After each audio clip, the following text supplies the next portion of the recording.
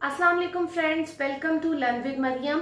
आपको इस प्लेटफॉर्म पे बहुत खुशामदीद कहती हूँ। अगर आप मेरे चैनल पर आज पहली बार आए हैं तो प्लीज मेरे चैनल को सब्सक्राइब कीजिए, बेल आइकन का बटन जरूर प्रेस कीजिए ताकि आपको मेरी नेक्स्ट वीडियोस मिलती रहें।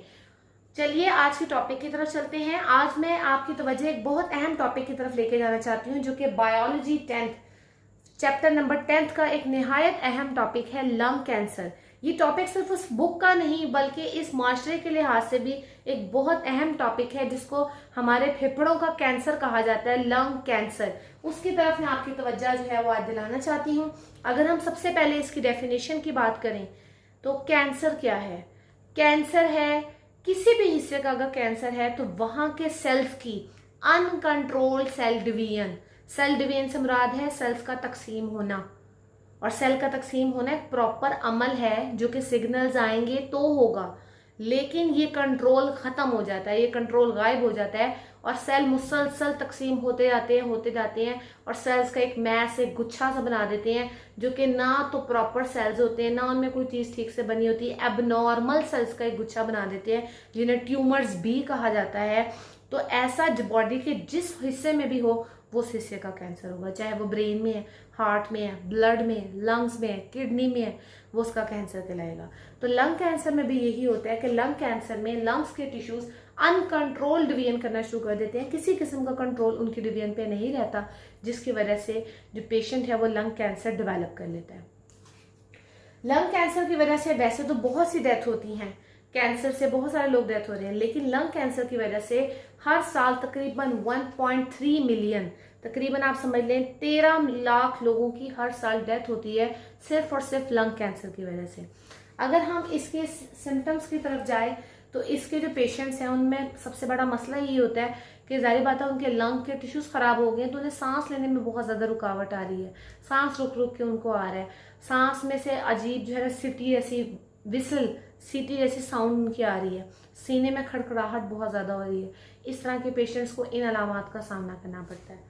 तीसरी चीज आपके पास आती है कॉज। इसकी वजह क्या है? वजह इसकी बहुत सारी है, लेकिन जिसको भी फेफड़ों का कैंसर होता है सबसे बड़ी वजह जो हमारे माशरे में मौजूद है वो है स्मोकिंग। स्मोकिंग बहुत बड़ी वजह है। एक बंदा जो स्मोकिंग नहीं करता उसको भी लंग कैंसर हो सकता है, ये नहीं कि उसको हो ही नहीं सकता, लेकिन उसके अंदर चांसेस कम हैं as compare to the smoker. Smoker में चांस और ज्यादा बढ़ जाते हैं। इसके अलावा आपको किसी वायरल इन्फेक्शन से, किसी आयोनाइजिंग रेडिएशन की वजह से, या कोई कार्सिनोजिन केमिकल है, कार्सिनोजेन, जेन मतलब ऐसा एजेंट, कार्सिनो कैंसर कॉजिंग, कि कैंसर फैलाने वाला कोई एजेंट है, जैसे सिगरेट का धुआं है, हम लोग सिगरेट पीते हैं, उस पर लिखा हुआ ये कैंसर है, उस पर लिखा हुआ ये मौत है, हम पी रहे हैं। सिगरेट के केमिकल में तकरीबन 4000 केमिकल हैं, उसकी में से 50 पता है, कंफर्म्ड हैं, गवर्नमेंट ने कंफर्म किए कि ये 50 कार्सिनोजिन हैं, कैंसर फैलाने वाले हैं, लेकिन फिर भी लोग सिगरेट पीते हैं। तो उनसे ये सारी वजूहत है आपके पास लंग कैंसर की। फिर आता है आपके पास एक चीज, पैसिव स्मोकिंग। पैसिव स्मोकिंग क्या होता है? The inhalation of smoke of an other smoke from the other smoker. किस बंदा कोई और सिगरेट पी रहा है लेकिन धुआं उसका आप ले रहे हैं, आप कहलाते हैं सेकेंड हैंड स्मोकर। सिगरेट आप नहीं पी रहे, जो बंदा सिगरेट पी रहा है उसके तो यहाँ पे फिल्टर एंड मौजूद है, आगे से तो धुआं उसके अंदर जा ही रहा है नाक के रास्ते, लेकिन जो धुआं वो अपने अंदर लेके जा रहा है यहाँ पे तो फिल्टर एंड मौजूद है, उसमें फिल्टर होके जा रहा है, लेकिन बर्निंग एंड, जलने वाले एंड से जो डायरेक्ट धुआं है वो आपके नाक के अंदर जा रहा है। वो तो रोज सिगरेट पी रहा है तो उसके लंग्स तो उसके आदी हो गए।